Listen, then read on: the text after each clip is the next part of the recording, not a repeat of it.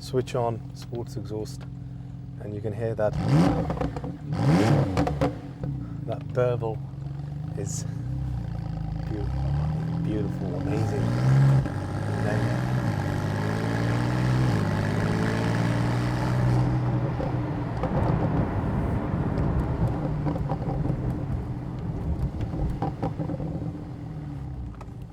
hello, welcome to Invictus Porsche. We've got a 911 991.2 GTS.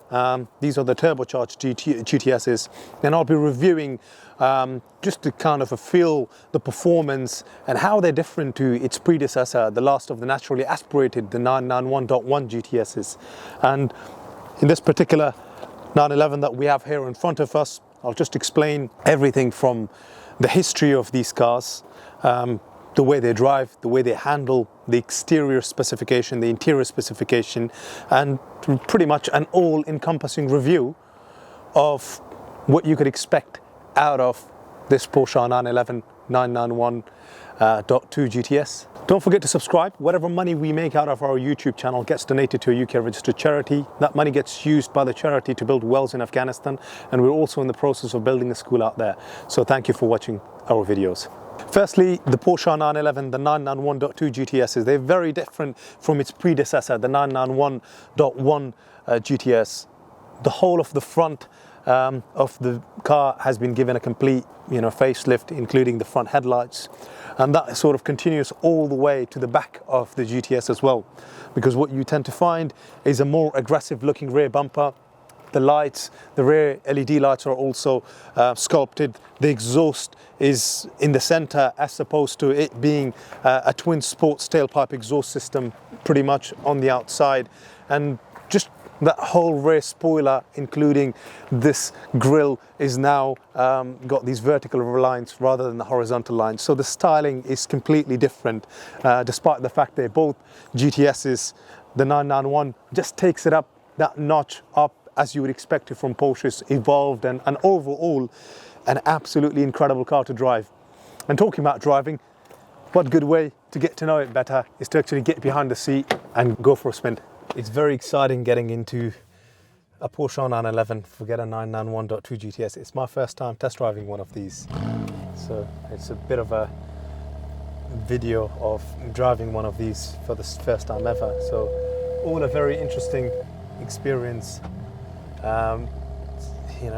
First time any 911 is quite an overwhelming experience, and I get to test drive a lot of these 911s, Caymans, Boxsters, Cayennes, you name it, and I'm always to some degree just in absolute awe of the magnificent engineering and what work goes into producing these stunning cars.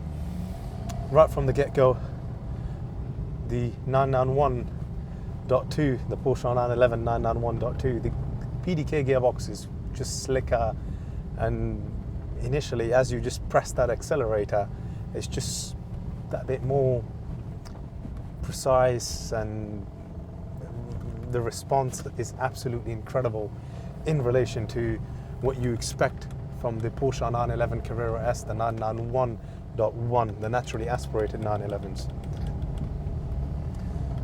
These being turbocharged, naturally this was going to happen at some point. This is where the future is headed towards, trying to produce cars that are compliant with the emission standards, and the MPG is better, and just overall a fantastic Grand Tourers.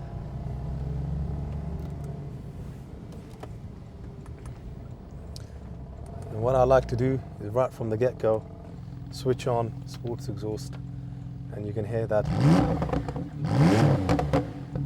burble is beautiful, amazing. And then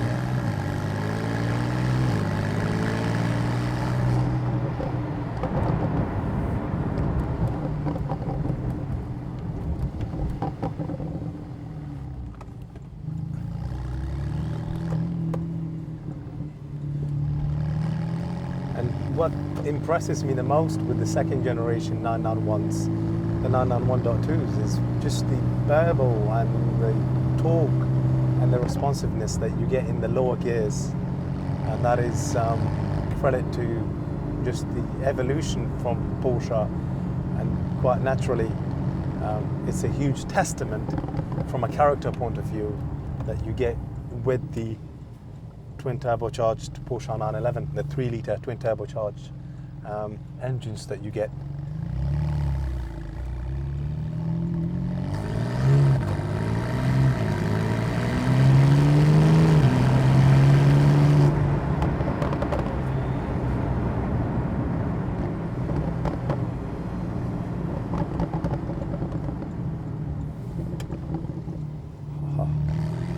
Bravo.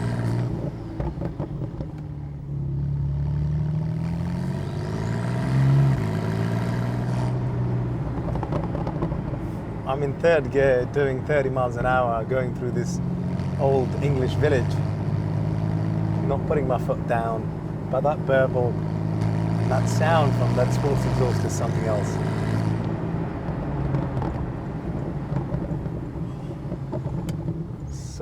So good.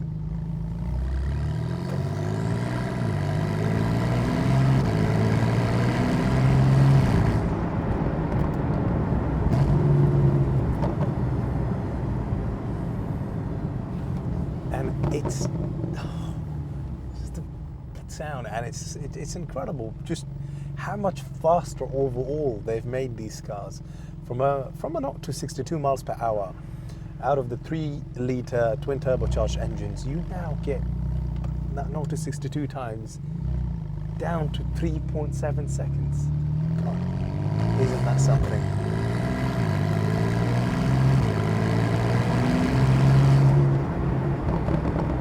BHP wise,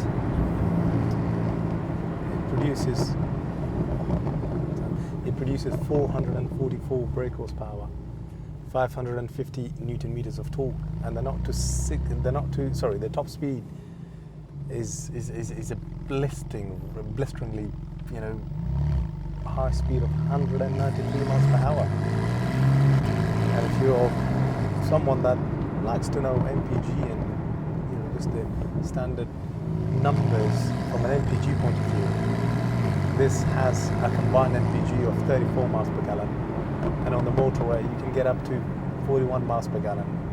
And that, again, as I said, testament to Porsche for evolving these, for making them what they've actually made them be.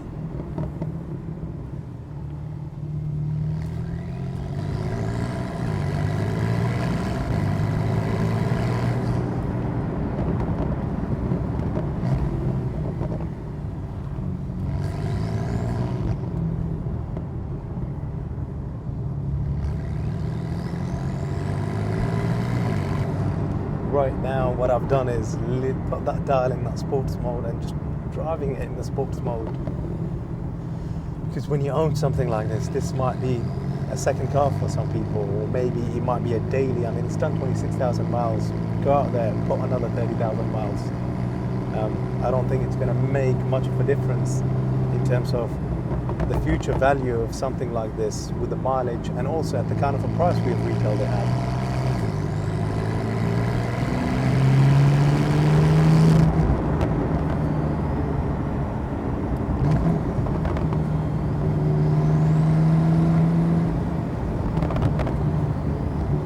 What I'd like to be doing now is actually putting it into the Sports Plus mode.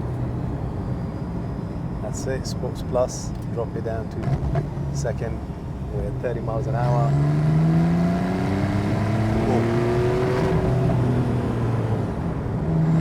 Third gear, 4,000 RPM.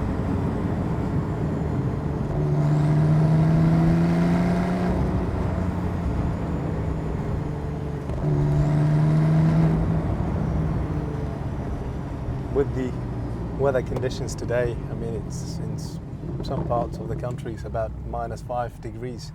Here where we are, it's -3 degrees. So I don't want to be putting into Sport Plus and having the traction control deactivated to some degree. I think they are a lot of fun, even if it wasn't in sports mode. Now the the Porsche active suspension management system, the PSM damper control, just adds to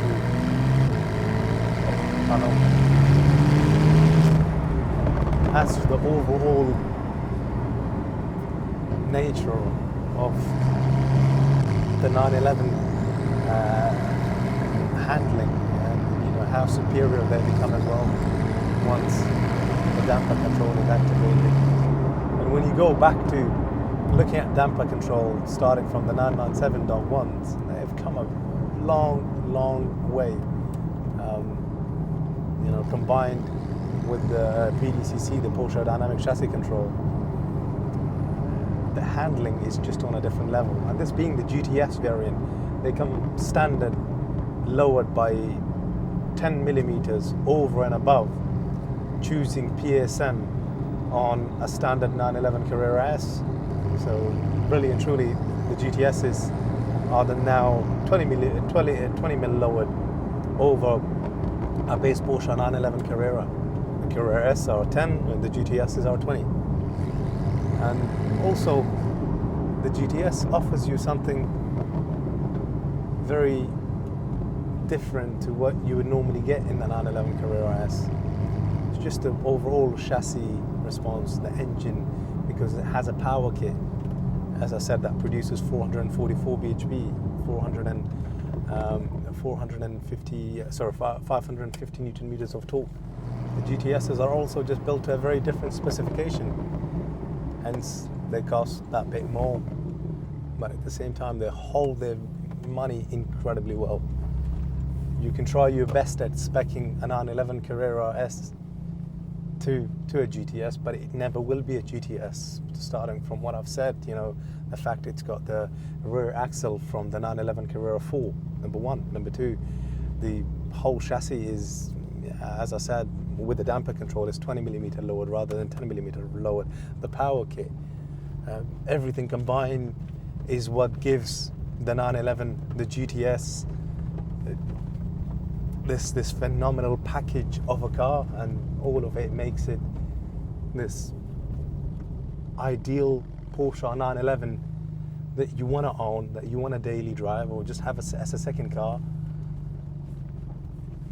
Especially when you compare what the natural step up from something like this is. Is it a GT3? Is it a GT3 RS? And not everyone wants to make that leap to a GT3 or GT3 RS, because quite honestly, it's not everybody's cup of tea. And this is where the GTS just does a phenomenal job coming in, filling in that void.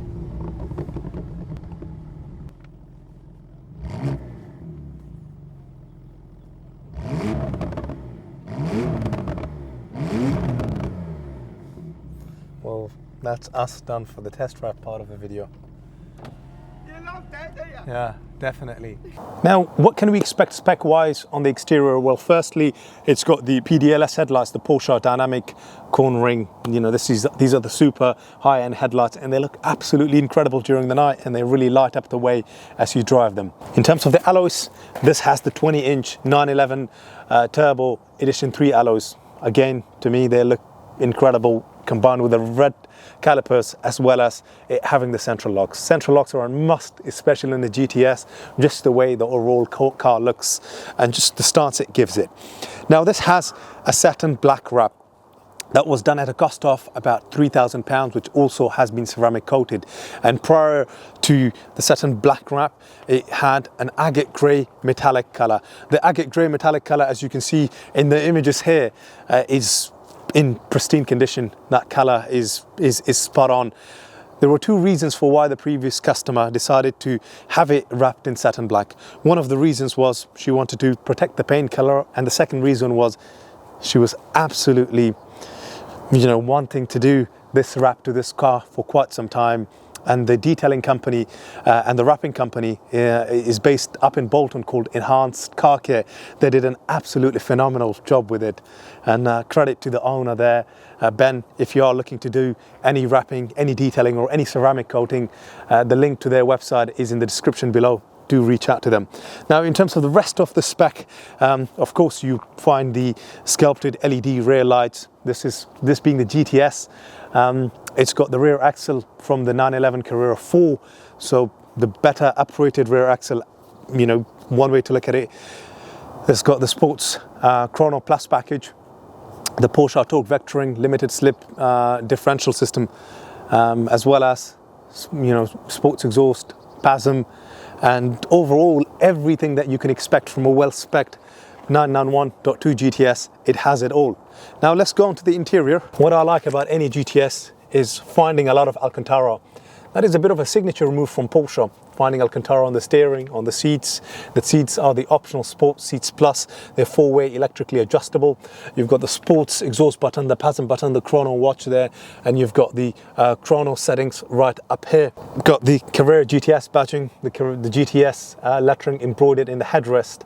And that GTS Alcantara theme continues all the way to the back of the car as well. You find it here onto the back, where they're finished in a combination of extended leather and Alcantara, as well as the fact that the headlining is finished in Alcantara.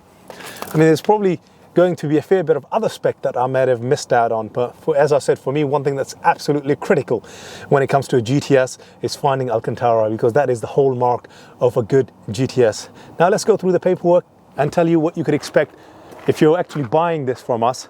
From a paperwork point of view, this has got everything you would expect on a car that is now, 5 years old, well, coming up to 6 years old. This was first registered in 2017.